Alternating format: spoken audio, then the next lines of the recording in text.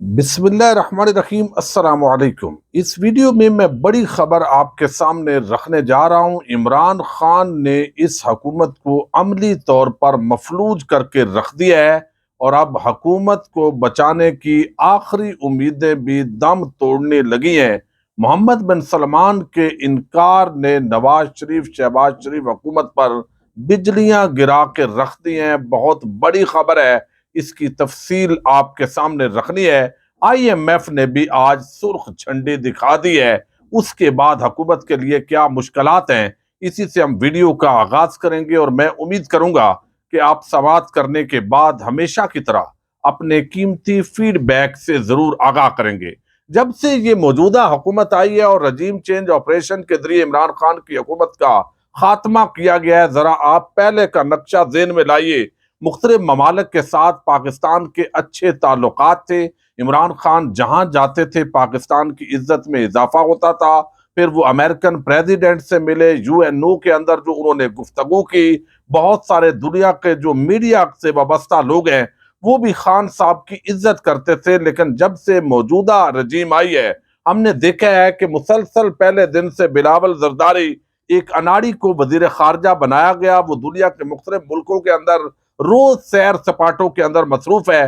پاکستان کے ساتھ کسی ملک نے کوئی خاص ایگریمنٹ نہیں کیا، دیوالیہ پن کے قریب پہنچ چکا ہے۔ پہلے 5 مہینے مفتاح اسماعیل کو وزیر خزانہ بنایا گیا، پھر اسی کے خلاف خود نون لیگ نے کمپین چلائی اور پھر اسحاق ڈار کو جو بڑے داموں کے ساتھ میدان کے اندر آئے تھے، انہوں نے کہا کہ میں آؤں گا تو یہاں نیلسن منڈیلا بن کر آؤں گا۔ لیکن ہم نے دیکھا ہے کہ معیشت مزید تباہ ہو رہی ہے اور اس کے ساتھ ہی سیاسی عدم استحکام ہے، خارجہ محاذ پر بہت ساری پریشانیاں ہیں۔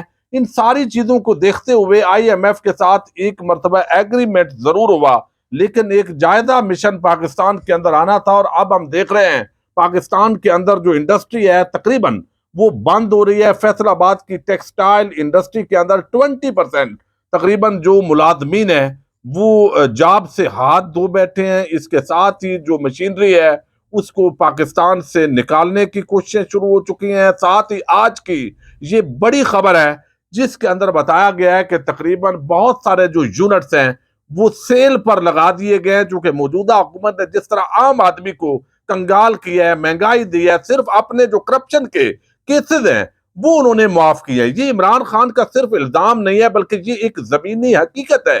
اور اب آپ دیکھیے کہ آج آئی ایم ایف جو ہے اس کا جو مشن پاکستان کے اندر آنا تھا اور پاکستان اور آئی ایم ایف کے درمیان مذاکرات میں تاریخ کی تبدیلی ہوئی ہے۔ آئی ایم ایف کے ساتھ مذاکرات رواں ماہ کی 15 تاریخ سے شروع نہیں ہو سکیں گے، یہ آئی ایم ایف نے پیغام دیا ہے۔ اور ساتھ ہی انہوں نے بتایا کہ مذاکرات سے قبل پاکستان اہداف پر مکمل عمل درآمد کرے۔ سیلاب کے بعد صوبوں کے اندر سرپرست پرائمری جو بیلنس ہے اس کا ہدف پورا نہیں ہو سکا۔ I M F federal board of revenue یعنی ایف بی آر موصولات کے ہدف کے اندر اضافہ چاہتا ہے، وہ بھی نہیں ہوا۔ تو اب آپ دیکھیے کہ اس سے پہلے فارن ریمیٹنسز جو ہے اس کے اندر مسلسل اضافہ ہو رہا تھا، ٹیکس کلیکشن کے اندر اضافہ ہو رہا تھا، اس کے ساتھ ہی جو ہے وہ دیگر جو چیزیں ہیں ایکسپورٹ کے اندر اضافہ ہو رہا تھا، اور ابھی تک ایل سیز روکی ہوئی ہیں۔ اور جب یہ اصل میں جو سامان ہے جو پاکستان نے درآمد کرنا ہے، مختلف ملز نے، کارخانوں نے، اگر وہ کریں گے تو ڈالر اور اوپر چلا جائے گا۔ مصنوعی طور پر وہ سارا یہ کام کیا گیا ہے تو آئی ایم ایف کا ابھی وہ مشن بھی نہیں آنے جا رہا۔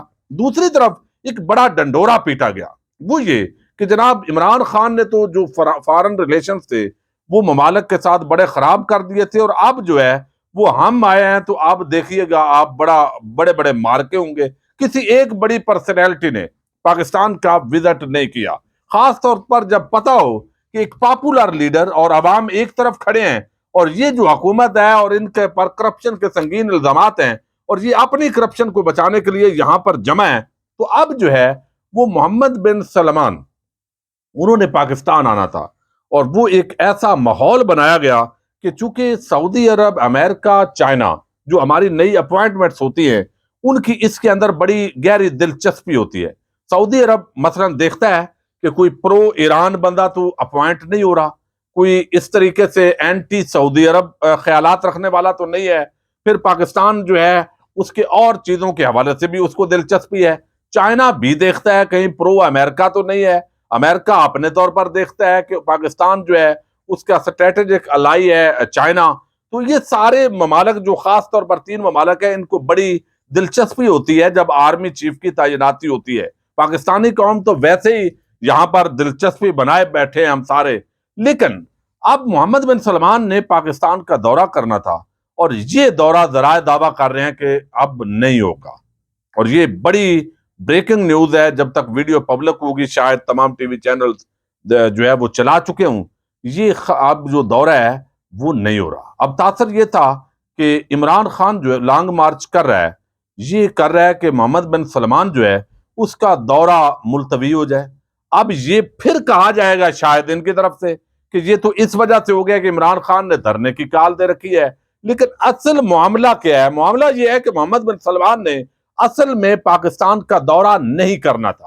اور یہ آپ کو میں بتا دوں، دورہ نہیں کرنا تھا. G20 ممالک کا ملائیشیا کے اندر اجلاس تھا، اس اجلاس کے اندر اس نے شریک ہونا تھا، اور سعودی عرب سے اس کے جہاز نے اڑ کر سیدھا نیو دہلی پہنچنا تھا، بھارت آنا تھا.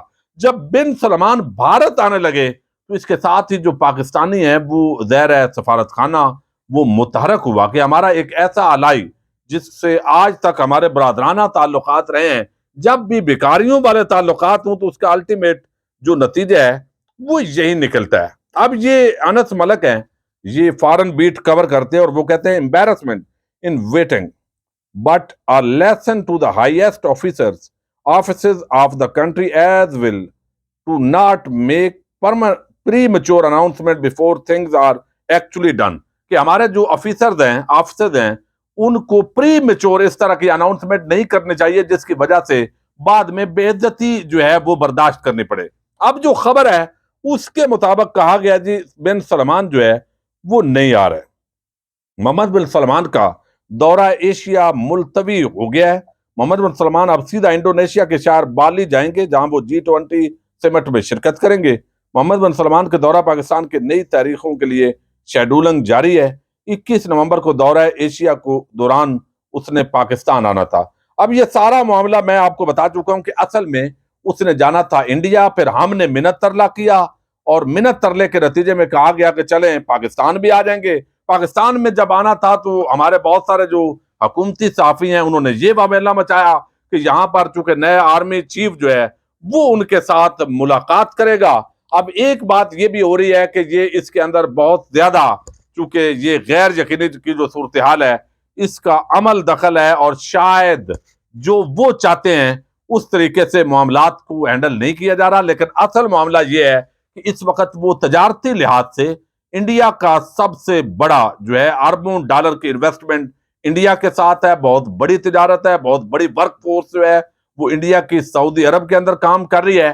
تو ہمارا جو حجم ہے وہ تو آٹے میں نمک نہیں کہتا، لیکن تھوڑا سا جو ہے وہ نمک سے زیادہ کر لیں، اتنی ہماری ویلیو ہے. اب یہ بن سلمان جو ہے وہ پاکستان نہیں آ رہا ہے اور کوئی شخصیت بھی نہیں آئی. حکومت مکمل طور پر ڈاماڈول ہے.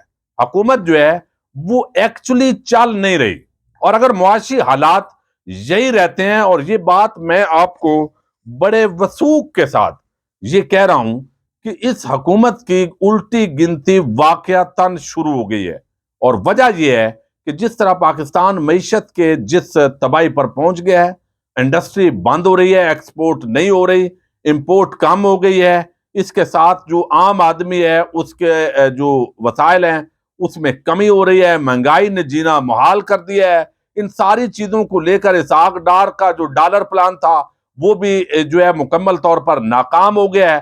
مفتاح اسماعیل کے بعد اس کو ہیرو بنانے کی کوشش کی گئی، اور اب پوری طرح یہ تیاریاں ہو رہی ہیں کہ عمران خان کا لانگ مارچ ہو. تو ہم نے بالکل بات نہیں ماننی تاکہ عوام کے اندر یہ تاثر نہ جائے کہ عمران خان کے لانگ مارچ کی وجہ سے ہم جو ہے وہ ہار گئے اور ہم نے مزید اپنی شکست جو ہے وہ قبول کر لی ہے. وہ کہتے ہیں میں تو کمبل کو چھوڑ رہا ہوں جب سخت سردی ہوتی ہے، کمبل مجھے نہیں چھوڑ رہا. اب معاملہ جو ہے بالکل اسی مقام پر پہنچ گیا ہے، اور محمد بن سلمان پاکستان کے اندر جو ہے وہ نہیں آ رہا ہے. حالانکہ سعودی سفیر نے کہا تھا کہ ان کے آنے کی تیاریاں شروع ہے، اور میں آپ کو بتا چکا ہوں کہ اصل میں اس نے انڈیا آنا تھا، اور پاکستان جو ہے اس نے مبینہ طور پر ذرائع کے مطابق منت ترلا کیا کہ اگر آپ چند گھنٹوں کے لیے پاکستان نہیں آئیں گے اور انڈیا جائیں گے تو یہ ہماری بڑی بے عزتی ہوگی۔ تو حکومت کو بچانے کے لیے یہ آخری کوششیں تھی جن کو بنیاد بنایا جا رہا تھا،